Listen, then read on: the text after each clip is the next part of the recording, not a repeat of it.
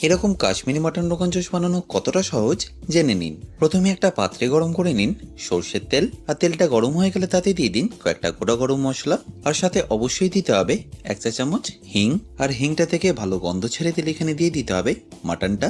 আর mutton দেওয়ার পরে minimum 10 থেকে 15 মিনিট এটাকে একটু ভালো করে কুক করে নেবেন। তারপর দিয়ে দিতে হবে আদা রসুন বাটা, আর স্বাদ মতো নুন, আর মশলা বলতে লাগবে ধনে গুঁড়ো আর কাশ্মীরি লঙ্কার গুঁড়ো। তারপরে সবকিছুকে একবার ভালো করে মিশিয়ে নিয়ে 5 থেকে 10 মিনিট একটু ঢাকা দিয়ে রান্না করে নেন। আর অবশ্যই একটু কাশ্মীরি লঙ্কা আমি আগে থেকে বীজগুলোকে বের করে গরম জলে ভিজিয়ে রেখেছিলাম, সেটাকেই ভালো করে পেস্ট করে নেবো। আর অবশ্যই টক দই নিয়ে তাতে একটু স্যাফরন দিয়ে দিতে হবে মৌরি গুঁড়ো, আর যে লঙ্কাটা আমরা পেস্ট করেছিলাম সেটা। এবার দইটা মাটনের সাথে অ্যাড করে কুক করে নিই যতক্ষণ না মাটনটা খুব ভালোভাবে সেদ্ধ হয়ে যাচ্ছে। আর একদম পারফেক্ট কালারের জন্য একটু ঘি গরম করে নিন, আর তাতে দিয়ে দিন রতনজোড়। আর তারপর কালারটা এসে গেলে এটাকে স্ট্রেন করে দিয়ে দিন মাটনের মধ্যে। ব্যাস ফাইনালি একবার জল দিয়ে ফুটিয়ে নিলেই মাটন রোগান জোশ কিন্তু পারফেক্টলি রেডি।